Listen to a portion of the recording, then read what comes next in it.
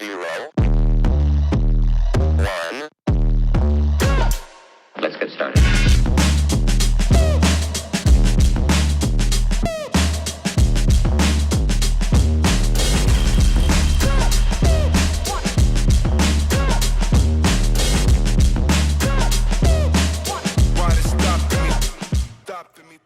What's up, everybody? It is Dr. Nicole B. Simpson, CEO of Harvest Wealth Financial, and I am so glad you are here with me today. Listen, that took us some time to just start where we were standing, but we're moving forward because this is the part that is good to me. It's what I love about being financially free.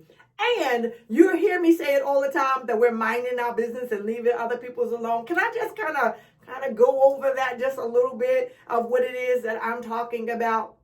See, minding your business for me means understanding that the challenges that America is facing right now don't have anything to do with people that look like you and I. We have to bear the consequences of the decisions that other people have made.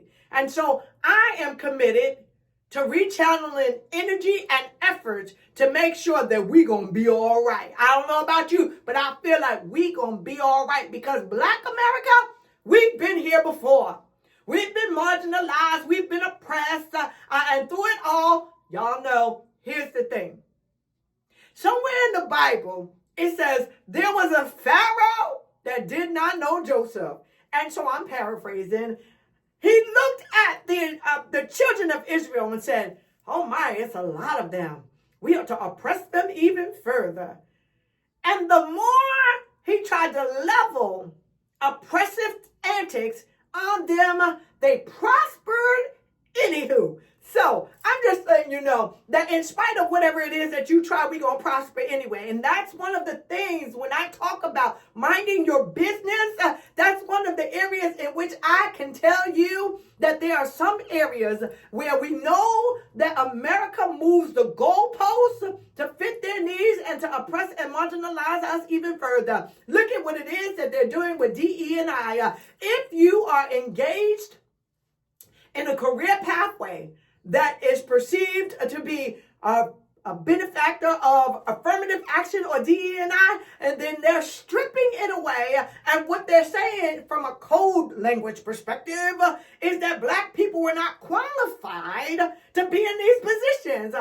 Somebody ought to let them know how brilliant we are. Somebody ought to let them know that we have been great contributors to this country. The daggone White House was built off of the backs of Black Americans. The inventions in order for us to make our work easier when it was work that was enslaved is the very thing that allows us to be comfortable today. We're not even going to talk about all of the patents that were stolen from us.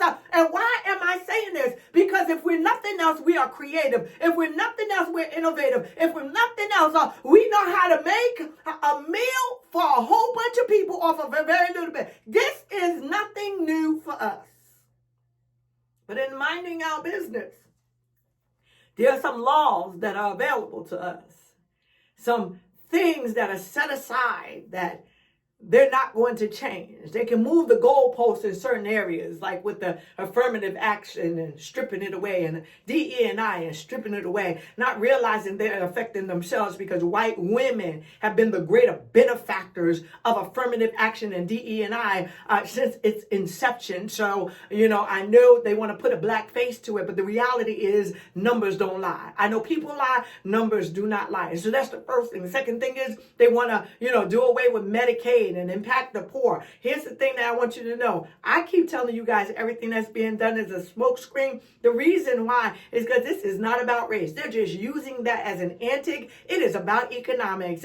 And so the rich will get richer and the poor will suffer as a result of it. They're not coming after Medicare. The goal is to come after Medicaid. Medicaid is for the medically, for those that are in poverty. If you want to look at it, the majority of people that are on long-term care now, meaning they are poor, I want you to understand they are benefactors of Medicaid, not care. One day I'm going to go into the difference between the two of them. Not today, but I will. And I want you to understand that they can change the narrative. They can move the goalposts. They can make this anxiety rise up if they so desire. But there are two things that I absolutely, as sure as my name is Reverend Dr. Nicole B. Simpson, CFP, two things that I know that they're not going to adjust because it benefits them. And we must understand what that is so that we can utilize the systems that I do not believe is going to be interfered with. And the first one is the American tax system. Do you know how favorable tax laws are to Americans who have their own business? Do you know how favorable tax laws are to Americans that are married? You better hear what I'm saying and study it for yourselves. Everybody needs a business. Everybody needs a business. Can I break this down for you? I've got to break this down so that you get the power that you have.